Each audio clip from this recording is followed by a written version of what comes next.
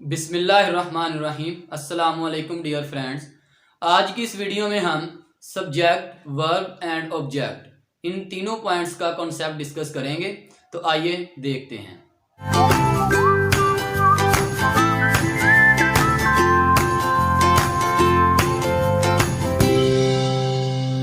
तो आइए अब हम देखते हैं इनको।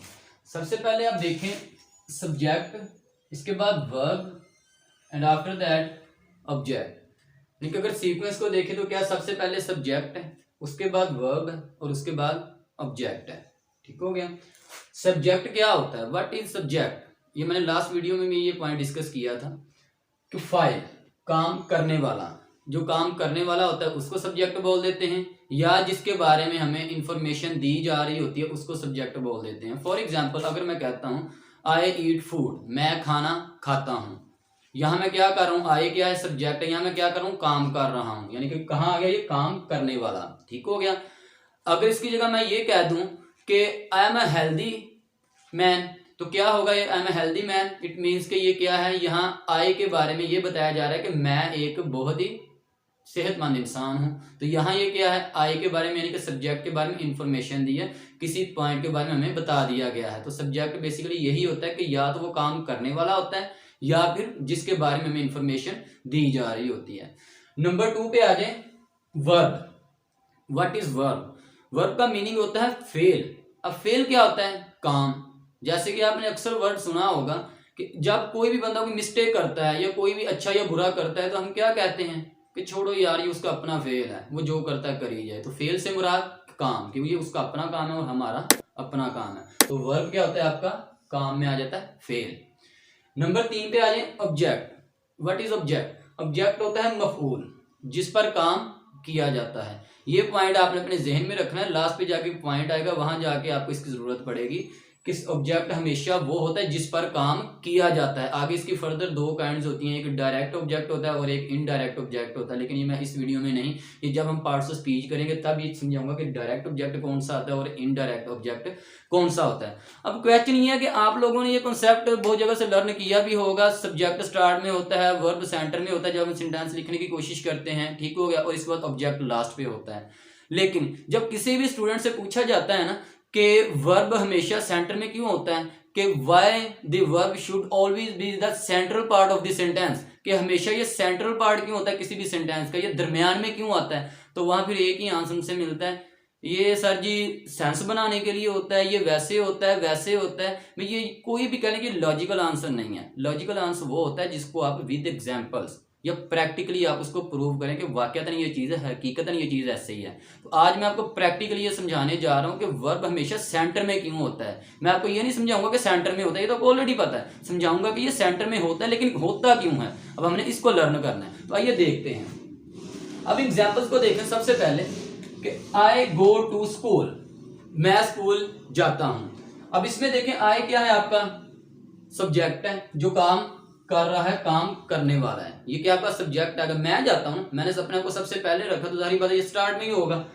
इसके बाद गो टू, गो टू है जाना, कि मैं जाता हूं, ये क्या है आपका काम आ गया कि मैं जाता हूं। वर्ब होता है काम जिसके अंदर आपको हरकत नजर आती है, कोई मूवमेंट नजर आती है। जैसे मैं अगर यहाँ से चलता हूँ, चलने के बाद मैं ऐसे चलता जाता हूँ, फिर मैं कह दूंगा कि मैं अब चल रहा हूँ। या खाना है, मैं खाऊंगा तो फिर मैं कहूंगा ये मैं खाता हूँ, यानी कि हरकत नजर आ रही है। मैं खेलता हूँ, खेलूंगा, इसमें क्या है, एक हरकत है। मैं दौड़ता हूँ, रनिंग है, दौड़ता हूँ तो ये क्या है, इसमें आपको एक हरकत नजर आएगी। यानी कि जिस वर्ड में भी आपको, किसी भी वर्ड में जिसमें आपको हरकत नजर आ जाती है तो वो आपके वर्ब में शामिल होगा।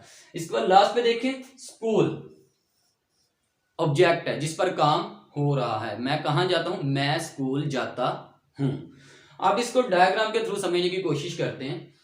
ये है सब्जेक्ट और ये है ऑब्जेक्ट। ये है मैं, आई, यानी कि मैं जाता हूं ना स्कूल, ये मैंने अपनी डायग्राम बना दी कि मैं स्कूल जाता हूं। ये क्या है जी, स्कूल है, कि मैं स्कूल जाता हूं।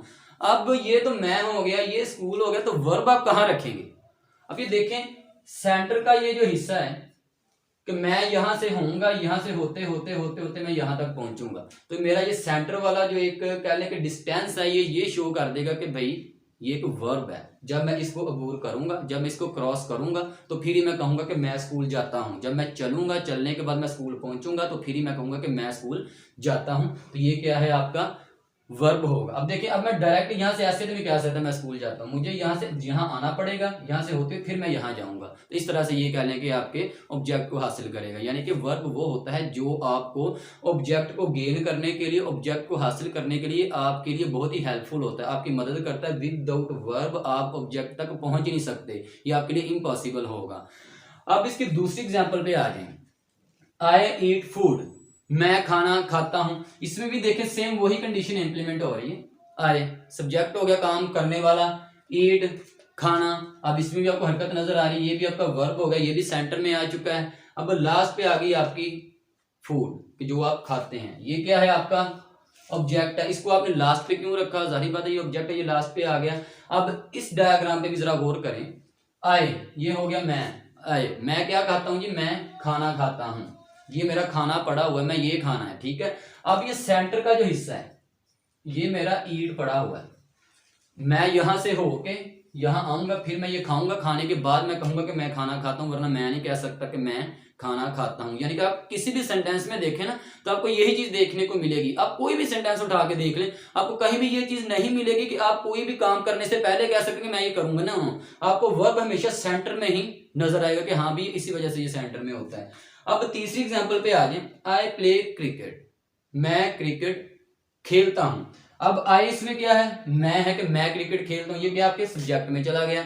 इसके बाद प्ले खेलना, इसके अंदर आपको एक एक्शन नजर आ रहा है, कोई ना कोई हरकत नजर आई है, तो ये आपका क्या हो गया, आपका वर्ब हो गया, ये वर्ब में चला गया, सेंटर में आ चुका है। क्रिकेट क्या है, जो आपका ऑब्जेक्ट है जिसको आप हासिल कर रहे हैं, जिसपे आपके जाके कह लेंगे आप काम कर रहे हैं, वो आपका ऑब्जेक्ट है, वो क्या है आपका क्रिकेट है। अब इस डायग्राम की तरफ भी देखेंगे, मैं हूं, ये क्रिकेट पड़ी हुई है, ये क्रिकेट है, ठीक है।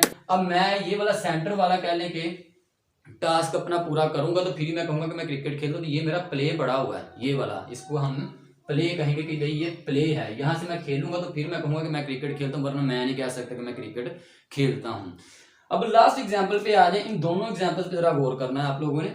आई प्ले वेल, ऊपर वाले एग्जांपल में क्या था, आई प्ले क्रिकेट कि मैं क्रिकेट खेलता हूं। अब नीचे वाले में क्या गया, आई प्ले वेल, इसमें मैंने क्या कह दिया, सब्जेक्ट यूज कर दिया कि मैं खेलता हूं, प्ले वर्ब भी आ गया।